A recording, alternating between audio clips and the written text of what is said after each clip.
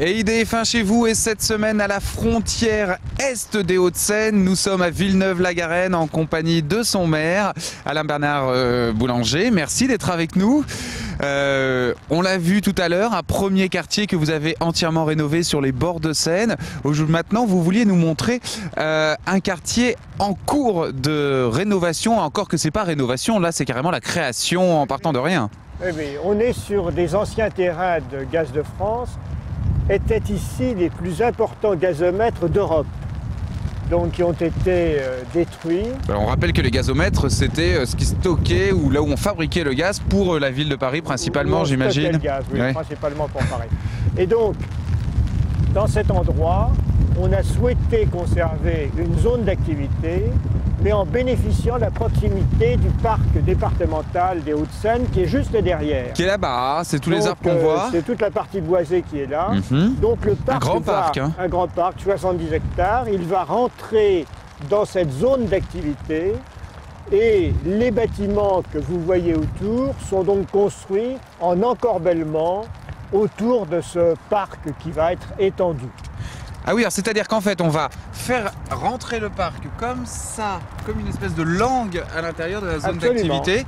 Et autour, il va y avoir tous les... Absolument. Alors, ce seront quoi? Des bureaux, des entrepôts? Alors, ce sont des bâtiments qui sont prévus pour être à la fois bureaux d'activité et bureaux, zone d'activité et bureau, donc dans un rapport qui est au moins un tiers de bureau, 2 tiers de zone d'activité, mais qui peut aller jusqu'à 2 tiers de bureau. Alors, ce qu'on appelle zone d'activité, c'est pas des commerces, etc. Non, ce ne sont pas les commerces, ce sont des activités. Alors, il y aura certains bureaux qui sont réservés, certains locaux réservés pour des activités artisanales, d'autres pour des activités quasi industrielles, d'autres pour des activités de toute nature. Vous avez ici, évidemment, beaucoup d'éléments liés à la proximité du port de Paris aussi. Bien sûr. Le port de Paris, sa principale implantation est à Gennevilliers. Et effectivement, donc là on est vraiment à côté du port de Paris, donc ça veut dire que, ça veut dire que beaucoup de marchandises peuvent arriver? Beaucoup de marchandises peuvent arriver, mais il n'y a pas seulement des marchandises. On a vraiment des activités très diverses. Nous aurons d'ailleurs aussi sur ce site un bâtiment réservé pour un siège d'entreprise, donc totalement bureau. D'accord. Alors, la colline qu'on devine là-bas, c'est quoi? Alors, la colline qu'on voit au loin, ce sont les approches de Montmorency. Ah oui, quand même. La Seine continue en courbe, et on est de l'autre côté de la Seine. D'accord. Et on a quand même du mal à imaginer qu'on est à peine à 5 km de Paris ici. On est à 5 km de Paris, oui, tout à fait. Alors aujourd'hui, est-ce qu'on peut considérer qu'on est quand même au cœur d'une des zones promises au plus grand développement dans les années à venir? Parce qu'on est très proche de Paris, il y a encore beaucoup de friches, que ce soit sur Villeneuve ou dans les communes alentours. Oui. Et alors, le nord des Hauts-de-Seine représente certainement la principale réserve foncière utilisable en matière d'activité, en matière de logement, pour le développement de Paris, le développement de la région parisienne. On estime à environ 400 hectares, c'est-à-dire beaucoup plus que ce que représente le départ de Renault à Boulogne, 400 hectares de zones disponibles pour des développements futurs. On est en plus sur un axe qui est un axe majeur, qui va de la Défense vers Roissy.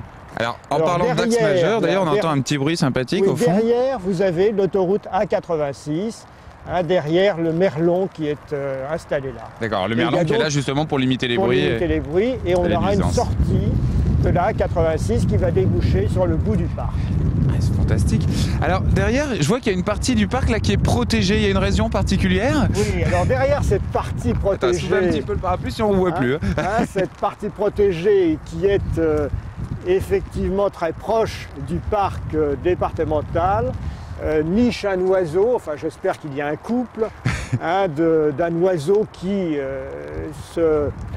choisit des zones d'abandon industriel. Des friches industrielles principalement. Pour y vivre, et qui est un oiseau assez particulier dont le chant imite le chant de tous les autres oiseaux. Ah, ça c'est intéressant. Un oiseau polyglotte. Polyglotte, tout à fait. D'ailleurs, c'est son nom pour partie. C'est son nom pour partie, effectivement. On vous embêtera pas avec le nom savant latin, évidemment. Donc il y a en fin de course, on est en zone humide, on le voit d'ailleurs, même en dehors de la pluie. Oui, vous êtes en train de réaliser un espèce de petit marais sympathique. Absolument. Ouais. Il y a un petit étang là carrément. Oui, tout à fait. Ah oui, ça va être Et on superbe. voit d'ailleurs la zone de protection de la partie humide. Tout à fait. Alors, on va se retrouver dans quelques instants. Vous nous emmenez à la découverte d'un autre lieu emblématique de la ville. Qui est la première partie construite de la ville dans les années 54-60. Ce sont les quartiers sud de la ville qui vont faire l'objet d'une réhabilitation lourde, puisque ça représente 250 millions d'euros dépensés pour améliorer les conditions de vie de 6 000 habitants. Ce qui est important, c'est le rapport entre les 250 millions et les 6 000 habitants. Oui, ça fait. On va faire le calcul par habitant. On va prendre la voiture qui est juste derrière nous. On se retrouve juste là-bas dans quelques instants.